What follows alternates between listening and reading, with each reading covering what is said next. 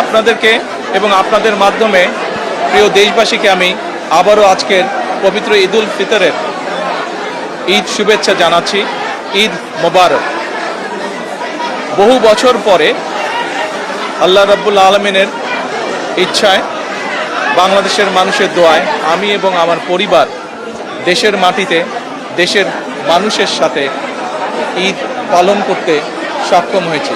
তার জন্য আমি প্রথমেই আল্লাহ রাব্বুল আলামিনের দরবারে শুকরিয়া আদায় করছি। আমি এই দেশের একজন নাগরিক হিসাবে আল্লাহ রাব্বুল আলামিনের কাছে দোয়া করি যেন আল্লাহ আমাদেরকে সেই রহমত দেন। আজ এই ঈদে বাংলাদেশের মানুষ যতটা নির্বিঘ্নে বা যতটা শান্তিতে ঈদ উদযাপন করতে সক্ষম হয়েছে, ইনশাল্লাহ ভবিষ্যতের ঈদগুলোতে যেন আরও বেশি শান্তিপূর্ণভাবে আমরা ঈদ উদযাপন করতে সক্ষম হই, দেশের সকল শ্রেণী পেশার মানুষকে সাথে নিয়ে।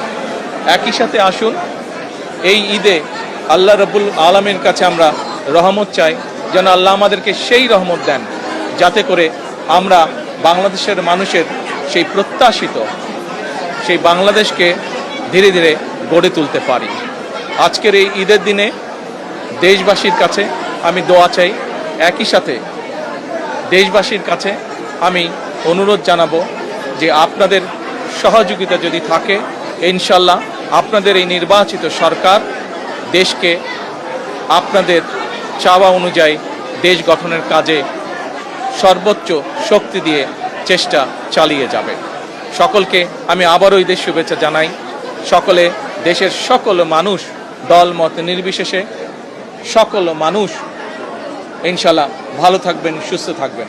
আজকের এই দিনে আমরা আবারও গভীর শ্রদ্ধার সঙ্গে স্মরণ করছি 1971 সালে যারা জীবন বাজি রেখে এই দেশকে স্বাধীন করেছিলেন, সেই শহীদ, সেই হতাহত মুক্তিযোদ্ধাদেরকে আমি একই সাথে স্মরণ করতে চাই 2024 সালের ছাত্র জনতার গণ আন্দোলনের মাধ্যমে এই দেশকে স্বৈরাচার মুক্ত করতে গিয়ে যারা শহীদ হয়েছেন, যারা হতাহত হয়েছেন, সেই সকল গণতন্ত্রের যোদ্ধাদেরকে, সেই সকল গণতন্ত্রে শহীদ হওয়া মানুষগুলোকে, তাদের সকলের আত্মার মাগফিরাত কামনা করছি। সকলকে আবারও ঈদের শুভেচ্ছা। ঈদ মোবারক। আসসালামু আলাইকুম।